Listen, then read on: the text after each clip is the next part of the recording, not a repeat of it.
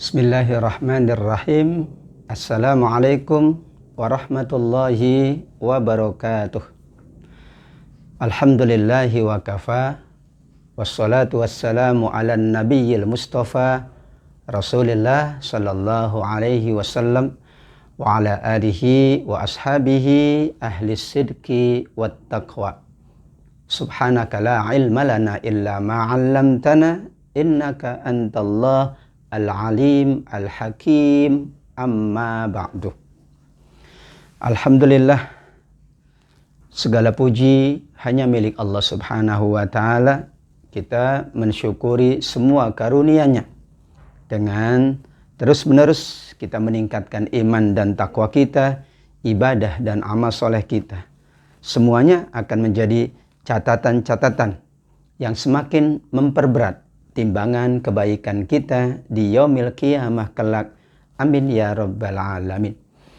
Salawat dan salam semoga tetap terlimpah kepada junjungan Nabi besar Muhammad sallallahu alaihi wasallam, kepada ahli keluarganya, para sahabatnya dan para pengikutnya, termasuk kita insya Allah akan mendapatkan syafaat di yaumil qiyamah. Amin ya rabbal alamin. Di hari yang mulia ini, hari Jumat sebagai Sayyidul Ayyam, kita akan melanjutkan kuliah tafsir, kajian tafsir, yaitu insya Allah surat Al-Isra ayat 81 sampai dengan ayat 100. Ayat 81 masih ada hubungannya dengan ayat sebelumnya. Kita dituntun oleh Allah untuk selalu berdoa kepada Allah, agar Allah selalu menghadirkan kebaikan-kebaikannya, menghadirkan keberkahan-keberkahannya. Wa qul ja'al haqqu wa zahaqal batil, innal batila kana zahuqa. Katakanlah, perintah ini ditujukan kepada Nabi Muhammad sallallahu alaihi wasallam. Bahkan di dalam hadis Bukhari disebutkan bahwa Nabi sallallahu alaihi wasallam hina dakhala Makkah, ketika datang ke Mekah dalam peristiwa Fathu Makkah, beliau melihat beberapa berhala yang jumlahnya 360 berada di sekitar Ka'bah. Maka beliau datang dan kemudian membuang berhala-berhala tersebut dan mengatakan, wa qul ja'al haqqu wa zahaqal batil. Sungguh kebenaran telah datang, yaitu datangnya Rasul sallallahu alaihi wasallam, dan kebatilan telah lenyap, yaitu kemusyrikan atau orang-orang yang dahulu menghina, mencelakakan, mencemooh Nabi Muhammad sallallahu alaihi wasallam. Syekh Abdurrahman As-Sa'di memahami al-haq ini dalam makna semua yang dibawa oleh Rasul disebut dengan al-haq, yaitu kebenaran. Seperti juga firman Allah subhanahu wa ta'ala, al-haqqu mir rabbika. Sungguh kebenaran itu manakala datang dari Allah subhanahu wa ta'ala. Begitulah inti dari ayat 81, mengingatkan kita untuk kita selalu berusaha mengikuti tuntunan Al-Quran, mengikuti tuntunan baginda Nabi Muhammad sallallahu alaihi wasallam. Di antara yang disampaikan oleh Allah subhanahu wa ta'ala di ayat 82 tentang isi kandungan Al-Quran adalah ma huwa syifa'u wa rahmatul lil mu'minin. Kami menurunkan dari Al-Quran, di dalamnya ada penawar, ada obat, ada penyembuh, dan juga rahmat bagi orang-orang yang beriman. Ayat ini dijelaskan pula di surat Fussilat ayat 44. Qul huwa lilladzina amanu hudaw wa shifa. Sungguh Al-Quran ini bagi orang yang beriman adalah juga berfungsi sebagai penyembuh, sebagai penawar, sebagai obat, juga sebagai petunjuk bimbingan bagi orang-orang beriman. Allah juga mengingatkan di surat Yunus ayat 57 yang lebih luas. Ya ayyuhan nas, qad ja'atkum mau'izatum mir rabbikum wa shifaa'un lima fis sudur wa hudaw wa rahmatul lil mu'minin. Wahai manusia, telah datang kepada kalian Al-Quran. Isinya adalah mau'izah, nasihat-nasihat yang baik. pesan-pesan kebaikan. Wa syifa'ul lima fis sudur, dan juga di dalamnya ada penawar, ada penyembuh dari penyakit-penyakit hati, penyakit-penyakit yang ada di dalam hati manusia. Wa hudaw wa rahmatun lil mu'minin, demikian juga bimbingan-bimbingan, tuntunan-tuntunan dan rahmat bagi manusia, orang-orang yang beriman. Imam Ibnu Katsir mengaitkan dengan dua ayat tadi dalam makna bahwa ada yang bersifat umum seperti Al-Isra 82. Allah tidak menyebut Al-Quran sebagai syifa untuk penyakit apa, untuk apa yang dialami oleh manusia. Namun apabila dirujuk surat Yunus ayat 57, maka dikhususkan penawar Al-Quran adalah untuk penyakit-penyakit hati. Tapi para ulama menyimpulkan kedua-duanya, baik untuk penyakit jasmani sesuai dengan tuntunannya, atau untuk penyakit yang bersifat rohani, penyakit kejiwaan, penyakit hati, itulah yang terutama. Karenanya ada metode ruqyah, yaitu mengobati penyakit-penyakit tertentu, khususnya penyakit kejiwaan, penyakit mental, penyakit hati, dengan membacakan ayat-ayat Al-Quran, dengan memperdengarkan ayat-ayat Allah Subhanahu wa Ta'ala. Ada sifat manusia yang digambarkan oleh Allah di ayat 83. Wa idza an'amna 'alal insan a'rada wa na'a bijanibih. Ketika manusia dianugerahkan oleh Allah kenikmatan, ia berpaling, menjauh dan sombong. Sedangkan apabila ia atau manusia mendapatkan keburukan, ditimpa kesulitan, manusia pula berputus asa. Dua keadaan yang notabene dua-duanya adalah buruk. Jika mendapat kenikmatan, ia lupa dengan Allah. Jika mendapatkan kesulitan, ia berputus asa. Justru yang terbaik adalah sebagaimana yang disabdakan oleh baginda Nabi Muhammad sallallahu alaihi wasallam, ajaban li amril mu'mini, inna amrahu kullahu khair, wa laysa dzalika illa lil mu'min, in asabathu sarra syakara fakana khairan lahu, wa in asabathu dharra sabara fakana khairan lahu. Sungguh mengagumkan sikap orang beriman. Apabila mendapatkan kenikmatan, ia bersyukur dan itu baik baginya. Sebaliknya manakala mendapatkan ujian, mendapatkan musibah, keburukan, ia bersabar dan itu baik baginya. Menjelaskan ayat 83, ada sikap manusia yang terburuk. Ketika mendapatkan nikmat, sombong dan lupa dengan Allah. Ketika mendapatkan keburukan, ia berputus asa. Yang terbaik adalah apabila mendapatkan nikmat, kita bersyukur, kita manfaatkan untuk kebaikan, kita semakin dekat dengan Allah. Apabila mendapatkan musibah pula, kita bersabar dan kita bermunajat, mendekat dengan Allah Subhanahu wa Ta'ala. Dan itu kedua-duanya adalah sikap yang baik, yang sangat dicintai oleh Allah Subhanahu wa Ta'ala. Katakanlah wahai Muhammad, semua manusia akan bekerja dan manusia akan dibalas atas semua pekerjaannya. Farabbukum a'lamu biman huwa ahda sabila.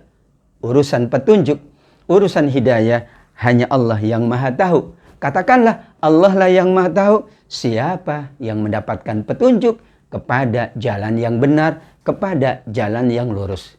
Ihdinas siratal mustaqim. Kita ucapkan itu karena kita ingin selalu dituntun, dibimbing oleh Allah agar tetap di jalan yang lurus. Dan kita juga memohon agar terhindar dari godaan-godaan syaitan. Karenanya ihdinas siratal mustaqim berada di surat Al-Fatihah. Pada surat Al-Fatihah menjadi rukun di dalam sholat kita. Berarti saking seringnya kita memohon agar selalu diberi petunjuk oleh Allah, dikuatkan oleh Allah. Karenanya kita baca, belum lagi kita baca di berbagai momentum. Dalam majlis kita membaca Al-Fatihah. Sebelum berdoa kita membaca Al-Fatihah. Dalam berbagai acara kita juga mengawali dengan suratul Fatihah, surat yang sangat mulia tersebut. Ayat 85 berbicara tentang sikap orang-orang musyrik kepada Rasul sallallahu alaihi wasallam. Mereka bertanya kepada Rasul pertanyaan yang mereka tahu Rasul tidak mungkin menjawabnya. Sehingga pertanyaan itu dikategorikan oleh para ulama memang untuk mencemooh. Pertanyaan untuk menghinakan Nabi Muhammad SAW. Untuk itu kita dilarang bertanya. Kalau pertanyaan itu bukan untuk mencari jawaban. Sengaja untuk kita menghinakan orang yang akan menjawab tadi. Karena kita tahu dia tidak mungkin menjawabnya. Salah satu pertanyaan yang memang tidak mungkin mampu dijawab oleh Rasul, bahkan oleh siapapun, adalah pertanyaan tentang roh. Wa yas'alunaka 'anir ruh qulir ruhu min amri rabbi wa ma utitum minal ilmi illa qalila. Mereka bertanya kepadamu, wahai Muhammad, tentang roh manusia ketika di awal prosesnya adalah bentuknya mani. Kemudian ada segumpal darah menjadi segumpal daging. Beberapa waktu Allah tiupkan roh seperti dalam hadis Ibnu Mas'ud radhiyallahu an. Inna ahadakum yujma'u khalquhu fi batni ummihi arba'ina yawma nutfah. Awalnya adalah nutfah, air mani. Kemudian alaqah, kemudian mudghah. Barulah pada 40 yang keempat Allah tiupkan roh. Dan roh atau roh itulah yang menjadikan manusia hidup. Itulah yang menghidupkan manusia. Hakikat dari kehidupan ini adalah pada roh kita. Seorang yang sedang tidur, karena rohnya diambil oleh Allah, dia tidak merasakan apa-apa. Fisiknya pun tidak merasakan apa-apa. Dia tidak sadar. Demikian jenazah yang sudah meninggal dunia misalnya. Meskipun ketika hidupnya kuat, sehat, bugar, kalau sudah menjadi jasad, kalau sudah menjadi jenazah, maka ia tidak akan merasakan apa-apa. Kenapa? Ruhnya sudah diambil oleh Allah Subhanahu wa Ta'ala. Karena roh ini adalah hal yang gaib, maka tentu Rasul tidak mungkin mengetahuinya, melainkan Allah beritahu. Maka kata Rasul Sallallahu Alaihi Wasallam, katakanlah wahai Muhammad, roh itu adalah termasuk urusan Allah, dan kita manusia hanya diberi pengetahuan yang sangat sedikit. Dan tidak diberi pengetahuan tentang seluk-beluk roh, tentang penjelasan roh, tentang rincian dari roh ini. Ada pandangan dari Imam Al-Qurtubi rahimahullah bahwa roh di sini artinya adalah Al-Quran. Karena beberapa ayat menyebut Al-Quran dengan kata ruh. Surat An-Nahl ayat yang kedua. Yunazzilul malaikata birruhi min amrih. Allah Subhanahu wa Ta'ala menurunkan malaikat untuk menurunkan wahyu, yaitu ar-ruh, dengan perintah Allah. Demikian juga di surat Asy-Syura ayat 52. Wa kadzalika auhayna ilaika ruham min amrina. Sungguh demikian Allah mewahyukan kepada Nabi Muhammad, yaitu ruh Al-Quran, atas perintah Allah Subhanahu wa Ta'ala. Makna keduanya adalah makna yang tidak salah. Makna pertama, makna hakiki, bahwa roh itulah yang kemudian dipertanyakan oleh orang-orang musyrik. Dan bab roh, bab ini tidak dapat diketahui meskipun oleh Nabi Muhammad. Yang lebih tahu Allah Subhanahu wa Ta'ala. Yang kedua adalah ruh dalam arti Al-Quran. Inilah yang sedang kita baca. Karena kata Malik bin Dinar, roh menghidupkan jasad manusia. Demikian juga Al-Quran menghidupkan hati manusia. Ibarat hujan yang menyuburkan tanah. Tanah yang gersang, yang kering, disuburkan oleh air hujan. Subhanallah. Hati kita yang kering, yang galau, yang gelisah, dihidupkan, disuburkan oleh Al-Quran. Wa syifa'ul lima fis sudur juga termasuk makna dari kata ar-ruh di ayat 85. Allah Subhanahu wa Ta'ala melanjutkan firman-Nya tentang bagaimana Nabi Muhammad sallallahu alaihi wasallam, semua yang terjadi adalah atas kehendaknya. Walau syi'na lanadhabanna billadzi auhayna ilaika. Kalau kami menghendaki, niscaya kami akan lenyapkan semua yang diwahyukan kepada Nabi Muhammad. Benar, wahyu betul-betul dari Allah. Nabi Muhammad tidak mengetahui apapun tentang Al-Quran, melainkan Allah turunkan, Allah jelaskan. Itulah makna wahyu. Kenapa orang-orang musyrik masih meragukan Al-Quran ini? bukan wahyu dari Allah, bukan kalamullah. Kata mereka, Al-Quran ini adalah buatan Muhammad sallallahu alaihi wasallam. Maka ayat 86 ini menjawab tuduhan mereka. Al-Quran benar dari Allah. Karena kalau Allah menghendaki, Nabi tidak mungkin memahami Al-Quran, mengenal Al-Quran, mengingat Al-Quran. Semuanya karena Allah yang mengajarkan, Allah yang mewahyukan, Allah pula yang menguatkan hafalan Nabi Muhammad sallallahu alaihi wasallam. Dan kalau sudah dihilangkan oleh Allah, tidak ada lagi yang dapat menolong Nabi Muhammad sallallahu alaihi wasallam. Untuk itu kita ikhtiar menjaga Al-Quran, ikhtiar mengingat-ingat Al-Quran, agar Al-Quran insya Allah kekal bersama kita sampai kita nanti menghadap Allah Subhanahu wa Ta'ala dengan Al-Quran kita, bersama Al-Quran kita. Dan itulah hakikat dari nanti syafaat Al-Quran untuk orang-orang yang dekat dengan Al-Quran, kalamullah yang mulia. Semuanya adalah illa rahmatan mir rabbi.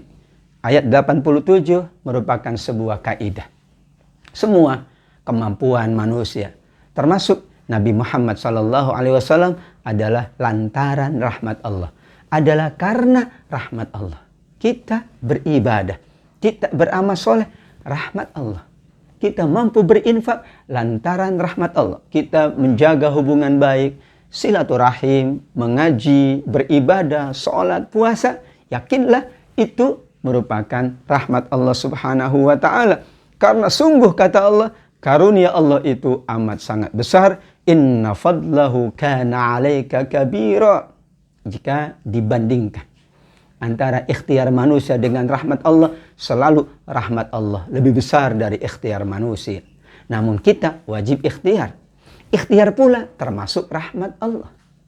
Jika dibandingkan dengan murka Allah, kata Rasul sallallahu alaihi wasallam, sungguh rahmat Allah lebih luas, lebih mendahului daripada murka Allah Subhanahu wa Ta'ala. Dan kita sangat yakin rahmat Allah amat sangat besar. Termasuk Al-Quran ini adalah rahmat Allah Subhanahu wa Ta'ala. Karena Al-Quran rahmat Allah, maka diingatkan di ayat 88. Kalau semua manusia dan jin semuanya berkumpul untuk membuat untuk mereka seperti Al-Quran, yakinlah mereka tidak akan mampu mendatangkan dengan semisal Al-Quran. Walau kana ba'duhum li ba'din zahira. Meskipun antar mereka saling bantu-membantu. Antar manusia dengan manusia. Antar jin dengan jin. Bahkan antar manusia dan jin berganding bahu untuk membuat Al-Quran. Dipastikan kata Allah tidak akan mungkin mampu melakukannya. Karena Al-Quran kalamullah. Al-Quran adalah mukjizat. Ayat Al-Quran yang berbicara tentang ketidakmampuan manusia mendatangkan Al-Quran. Bahkan jin sekalipun awalnya adalah di surat Al-Baqarah. Wa in kuntum fi raibim mimma nazzalna ala abdina fa'tu bi suratim min mithlih wad'u syuhada'akum min dunillah in kuntum shadiqin fa in lam taf'alu wa lan taf'alu. Al-Baqarah 23 dan 24. Kalau manusia ya berkumpul semuanya, jin berkumpul, panggillah kata Allah siapapun yang akan membantumu untuk membuat Al-Quran, pasti sama sekali mereka tidak akan mampu mendatangkannya. Itulah bagi mereka yang masih ragu dengan Al-Quran, bagi mereka yang masih menyaksikan kebenaran Al-Quran, kata Allah silakan panggil semuanya, ayo silakan membuat Al-Quran, membuat satu ayat, membuat satu surat, atau membuat seluruh Al-Quran.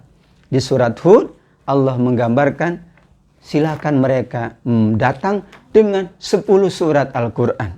Kita punya 114 surat, 10 surat dari Al-Quran. Kalau mereka masih meragukan, ayo buatlah Kul fa'tu bi asyri suwarim mithlih. Ayat 13 surat Hud. Kalau tidak mungkin semuanya, satu Al-Quran, cukuplah kata Allah 10 surat Al-Quran. Ternyata mereka pula tidak mampu. Bagaimana dengan semua Al-Quran? Satu ayat saja tidak mampu. Begitulah keagungan dan kemukjizatan Al-Quran. Rahmat Allah yang teragung untuk Nabi Muhammad, juga untuk kita umat Nabi Muhammad sallallahu alaihi wasallam. Sikap manusia terhadap Al-Quran memang beragam. Salah satu yang disebutkan di ayat 89, 90, 91 sampai dengan 94. Masya Allah. Mereka masih menyaksikan. Mereka minta berbagai macam bukti-bukti kebenaran Al-Quran, bukti-bukti keagungan Al-Quran, bukti bahwa Al-Quran bukan dari Nabi Muhammad. Padahal kata Allah, dan sungguh kami sudah menjelaskan berulang-ulang kepada seluruh manusia apa yang ada di dalam Al-Quran dari berbagai perumpamaan, kisah-kisahnya, ceritanya, nasihat-nasihatnya. Faba aktsarun nas illa kufura. Sayang sekali justru manusia semakin ingkar, semakin tidak mau mengimani Al-Quran. Bahkan apa yang mereka katakan, wa qalu lan nu'mina laka. Wahai Muhammad, kami tidak mungkin beriman kepadamu. Kami tidak mungkin percaya kepada wahyu yang datang kepadamu sampai engkau pancarkan untuk kami mata air dari langit. Mereka minta Nabi Muhammad menurunkan mata air yang jernih dari langit agar mereka beriman. Namun ketika diturunkan, mereka pula tidak beriman kepada Rasul sallallahu alaihi wasallam. Atau kata mereka, kalau engkau tidak mampu, engkau buatkan untuk kamu kebun yang indah dari korma, dari anggur, berbagai macam buah-buahan. Kemudian sekitarnya adalah sungai-sungai yang indah alirannya, yang deras alirannya, sehingga taman dan pohon-pohon itu tumbuh dengan subur. Mereka minta itu kepada Nabi Muhammad. Namun tetap juga ketika sudah diberikan oleh Allah, mereka tidak beriman kepada Allah, tidak beriman kepada Nabi Muhammad, tidak beriman kepada Al-Quran. Yang ketiga, mereka juga meminta, atau engkau jatuhkan dari langit, sebagaimana yang engkau pernah katakan, ya, jatuhkan batu berkeping-keping, ya, agar kami kuat untuk menahannya sebagai azab untuk kami. Mereka menantang azab dari Allah Subhanahu wa Ta'ala. Atau engkau datangkan Allah bersama malaikat-malaikat yang dapat kami temui, yang dapat bertemu dengan kami. Subhanallah, tidak mungkin. Ini adalah permintaan yang di luar kemampuan Rasul. Tapi pada hakikatnya mereka hanya memperolok Nabi Muhammad. Mereka hanya mempermainkan Nabi Muhammad sallallahu alaihi wasallam.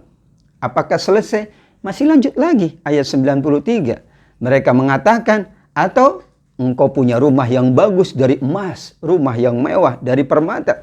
Engkau pula mampu naik ke atas seperti engkau katakan dalam peristiwa Isra dan Mi'raj. Namun tetap saja kami tidak akan beriman meskipun engkau naik, engkau turun, meskipun engkau mendapatkan Alkitab.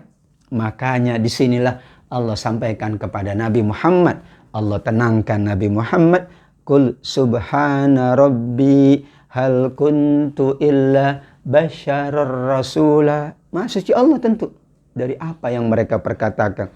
Dan aku hanya manusia biasa, manusia yang dipilih oleh Allah menjadi utusannya, menjadi rasulnya. 4 ayat bagaimana mereka masih tetap meragukan Nabi Muhammad, meminta permintaan yang di luar dari kemampuan Nabi Muhammad. Permintaan itu sengaja karena memang mereka ingin mempermainkan Nabi, ingin mencemooh Nabi. Ketika Nabi tidak mampu, mereka akan katakan kepada yang lain, katanya Nabi, katanya hebat, ternyata tidak mampu melakukan apapun. Padahal jika Allah menghendaki, amat sangat mudah bagi Allah untuk memenuhi semua permintaan manusia, permintaan Rasulnya apalagi. Namun Allah tidak menghendaki karena Allah Maha tahu. Diperlihatkan berbagai bukti, dianugerahkan berbagai bukti, diberi berbagai kenikmatan.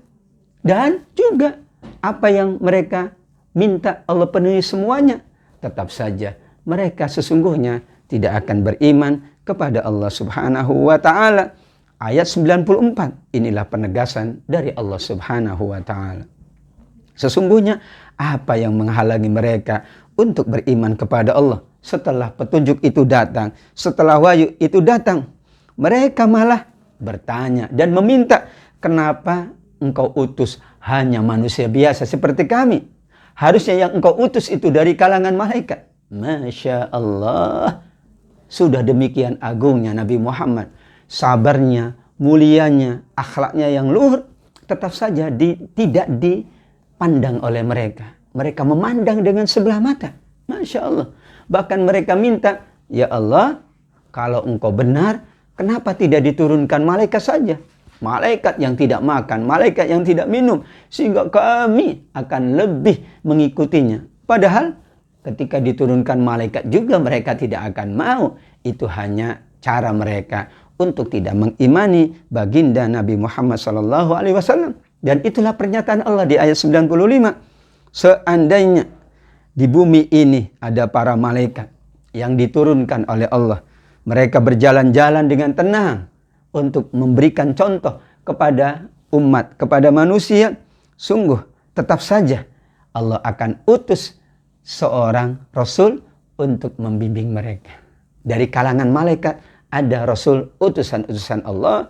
Dari kalangan manusia ada Rasul utusan-utusan Allah. Surat Al-Hajj ayat 75. Allahu yastafi minal malaikati rusulan wa minan nas. Sungguh Allah memilih dari kalangan malaikat Rasul-Rasulnya, utusan-utusannya. Yaitu yang ditugasi oleh Allah dengan tugas-tugas khusus, tugas kerasulan.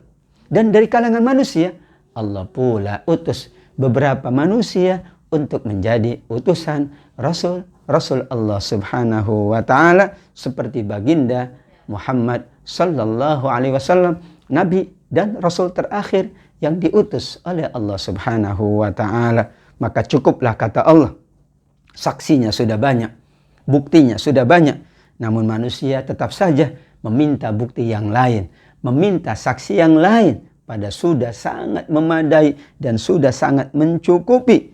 Apa kata Allah? Innahu kana bi'ibadihi khabiran basir. Sungguh Allah itu sudah amat sangat mengetahui dan amat sangat maha melihat semua hamba-hamba Allah Subhanahu wa Ta'ala. Ayat ini menenangkan baginda.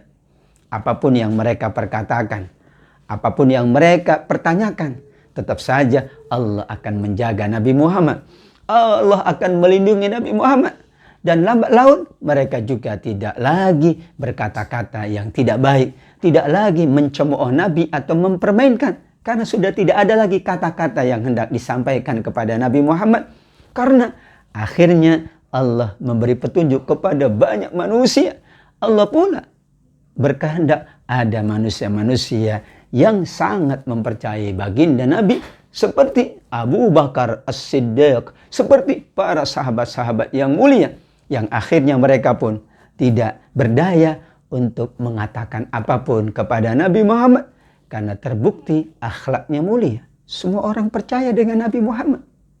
Semua orang juga yakin dengan Nabi Muhammad. Bagaimana mungkin ketika masyarakat yakin, ketika bangsa Arab yakin dengan Nabi Muhammad, mereka masih mempertanyakan, menghina atau mencemooh baginda manusia mulia Nabi Muhammad Sallallahu Alaihi Wasallam. Tentang petunjuk, begitulah ayat 97. Menyimpulkan dari semua yang tadi, mereka yang tidak beriman, mereka yang masih mengingkari Rasulullah, mengingkari Al-Quran. Wa may yahdillah fahuwal muhtad wa may yudlil falan tajida lahum awliya'a min dunih. Hidayah di tangan Allah. Siapa yang Allah berikan hidayah, dialah yang akan mendapatkannya. Namun siapa yang dibiarkan sesat, dia tidak akan mendapatkan siapapun yang dapat menolongnya selain Allah. May yahdillah fahuwal muhtadi wa may yudlil falan tajida lahu waliyan mursyida. Di surat Al-Kahfi juga diingatkan. Di berbagai surat. Bahkan kalimatul hidayah, kata para ulama, menjadi sunnah saat kita menyampaikan khutbah atau menyampaikan apapun. May yahdillah fahuwal muhtadi, may yudlil fala hadiyalah. Sekian banyak ungkapan-ungkapan kalimatul hidayah untuk mengingatkan hidayah ada di tangan Allah. Jika Allah berkehendak, ia mendapat hidayah, ia mendapatkannya. Allah bukakan hatinya, Allah perbesar peluangnya, Allah pula menjadikan ia selalu mau berikhtiar untuk mendapat hidayah Allah. Sebaliknya yang tidak mau mendapatkan hidayah Allah, maka Allah tutup pendengarannya, Allah tutup hatinya, Allah tutup penglihatannya sehingga ia tidak dapat melihat cahaya, melihat kebaikan. Itulah cara Allah Subhanahu wa taala menguji manusia. Pada akhirnya hidayah ada di tangan Allah, tapi manusia diperintahkan untuk selalu berusaha mencari wasilah hidayah, mencari pintu-pintu hidayah, mencari kunci-kunci hidayah, mencari berbagai peluang agar Allah selalu memberikan yang terbaik untuk dirinya. Manusia yang disesatkan oleh Allah karena ia tidak mau mendapatkan hidayah, maka kata Allah, kami akan bangkitkan mereka. Kami akan kumpulkan mereka di hari kiamat. Wajah mereka tersungkur. Allah kumpulkan, Allah bangkitkan dalam keadaan buta, bisu, dan tuli. Sedang tempat kembali mereka jahanam. Setiap kali api itu padam, kembali lagi dinyalakan oleh Allah Subhanahu wa taala. Kullama khabat zidnahum sa'ir. Tidak boleh padam api neraka. Setiap padam, ini gambaran saja, setiap padam Allah nyalakan lagi. Seperti di surat An-Nisa. Kullama nadijat juluduhum baljalnahum juludan ghairah. Kalau kulitnya sudah melepuh, sudah terbakar, sudah hangus, Allah ganti dengan kulit yang baru. Terus kulit yang baru diganti lagi, hangus lagi, lenyap lagi, terbakar lagi, diganti lagi. Karena sepanjang masa begitulah yang akan dialami oleh mereka yang berada di dalam neraka jahanam Allah Subhanahu wa taala. Kenapa Allah Subhanahu wa taala membalas dengan balasan yang sangat berat? Demikian juga orang yang beriman, orang yang menjaga kebaikannya, selalu berusaha melakukan kebaikan, beribadah, beramal soleh, Allah pula akan berkenan memberikan rahmatnya di dunia dan di yaumil qiyamah kelak dengan surganya. Kenapa kata Allah? Dzalika jazaohum bi annahum kafaru bi ayatina. Itulah balasan atas mereka karena mereka ingkar dengan ayat-ayat kami. Bahkan mereka mengatakan tidak meyakini adanya kebangkitan, tidak meyakini adanya kehidupan setelah kematian di dunia. Mereka katakan, "Aidza kunna 'idzaman wa rufata a inna lamab'utsuna khalqan jadida." Tidak logis, tidak mungkin kata mereka. Mereka menafikan kekuasaan Allah. Kalau sudah menjadi tulang belulang yang hancur lebur, bagaimana mungkin kami kembali? Kami dihidupkan kembali dengan keadaan yang utuh. Masya Allah, subhanallah. Mereka lupa Allah lah yang menciptakan mereka. Mereka ingkar bahwa Allah lah yang maha segala-galanya. Ketika manusia tiada, Allah maha kuasa untuk membuatnya ada. Karena kita berasal dari tiada. Subhanallah, maha suci Allah Subhanahu wa ta'ala. Wa masya Allah, semuanya atas kehendak Allah. Allah maha kuasa menghidupkan manusia dari tiada. Maka Allah pula maha kuasa untuk menghidupkan kembali manusia. Meskipun sudah menjadi tulang belulang. Karenanya pertanyaan orang-orang musyrik kepada Rasul Sallallahu Alaihi Wasallam yang menyaksikan kekuasaan Allah untuk menghidupkan kembali manusia di yaumil qiyamah kelak dijawab di ayat 99. Awalam yarau annallaha alladzi khalaqas samawati wal arda qadirun ala ay yakhluqa mithlahum wa ja'ala lahum ajalan la raiba fih. Tidakkah mereka memperhatikan Allah lah yang maha kuasa mencipta langit dan bumi. Maka Allah maha kuasa untuk mencipta yang seperti mereka. Jawaban ini sama dengan jawaban Allah di surat Yasin ayat 81. Awalaissalladzi khalaqas samawati wal arda biqadirin ala ay yakhluqa mithlahum. Bukankah yang menciptakan langit dan bumi maha kuasa pula untuk menghidupkan manusia kembali? Bahkan di ayat 79 surat Yasin Allah perintahkan Nabi Muhammad untuk menjawab pertanyaan atau tuduhan orang-orang musyrik terhadap Allah. Qul yuhyihalladzi ansha'aha awwala marrah. Katakanlah wahai Muhammad kepada mereka yang meragukan adanya kebangkitan, adanya kehidupan setelah kematian. Dialah Allah yang menghidupkan manusia kembali di yaumil qiyamah, seperti Allah mencipta pada kali pertama semua makhluk-makhluknya. Di ayat 99 tidak hanya jawaban atas pertanyaan mereka bahwa Allah Maha Kuasa untuk menghidupkan kembali manusia di yaumil qiyamah kelak. Namun Allah pula menetapkan bahwa masing-masing ada waktu yang telah Allah tetapkan. Wa ja'ala lahum ajalan la raiba fi. Setiap makhluk ciptaan Allah, Allah sudah tetapkan waktunya. Alam sudah Allah tetapkan waktunya.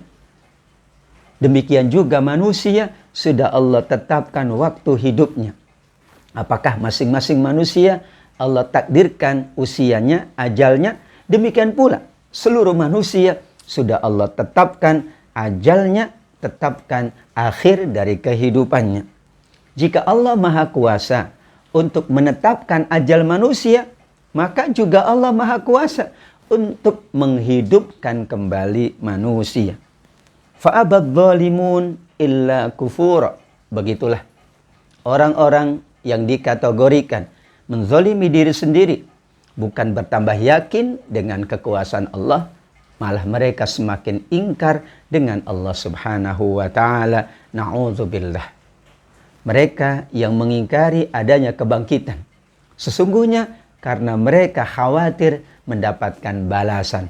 Mereka takut dengan azab Allah Subhanahu wa ta'ala. Sedangkan orang-orang mulia, orang-orang soleh, tentu mereka berbahagia saat menghadap Allah Subhanahu wa ta'ala. Berbahagia bertemu dengan Allah Subhanahu wa ta'ala. Faman kana yarju liqa'a rabbih falya'mal 'amalan shalihan wa la yusyrik bi'ibadati rabbih ahada. Mereka yang berbahagia, mereka yang berharap bertemu dengan Allah, maka mereka selalu menunaikan amal soleh, selalu berusaha menjalankan ibadah dan tidak mempersekutukan Allah Subhanahu wa ta'ala.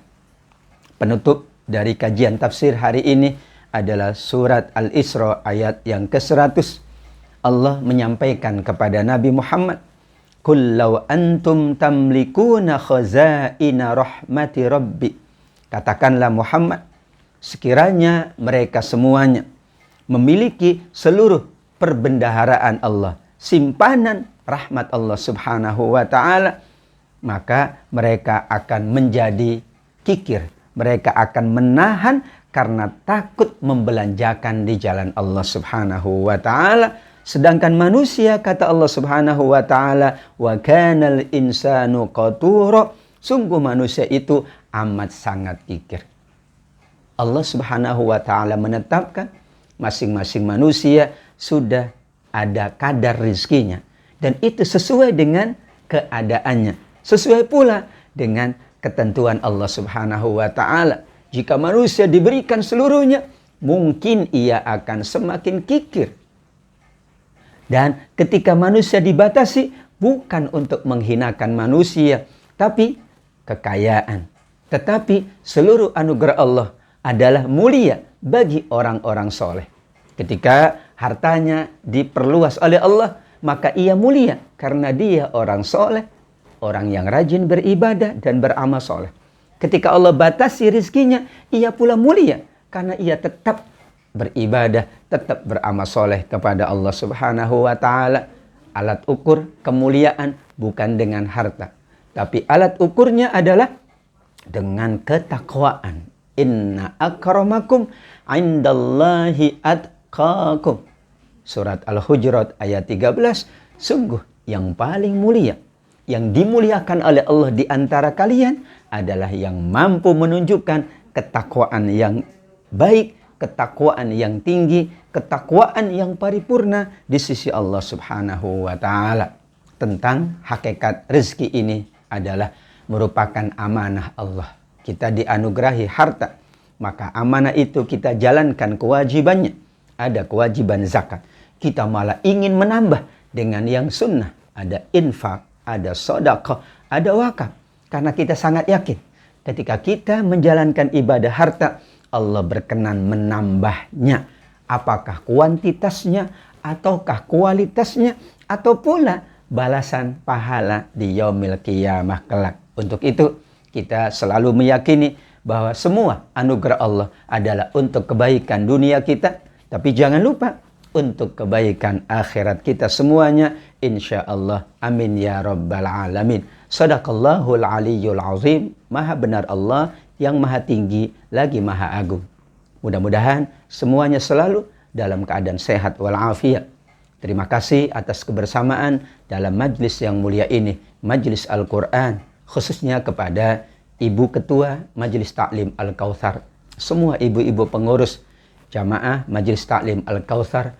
Mudah-mudahan semuanya senantiasa dianugerahi oleh Allah kebaikan-kebaikan dunia dalam berbagai aspeknya, dan disiapkan oleh Allah kebaikan-kebaikan akhirat. Amin ya rabbal alamin. Rabbana atina fid dunya hasanah wa fil akhirati hasanah wa qina adzabannar. Wassalamualaikum warahmatullahi wabarakatuh.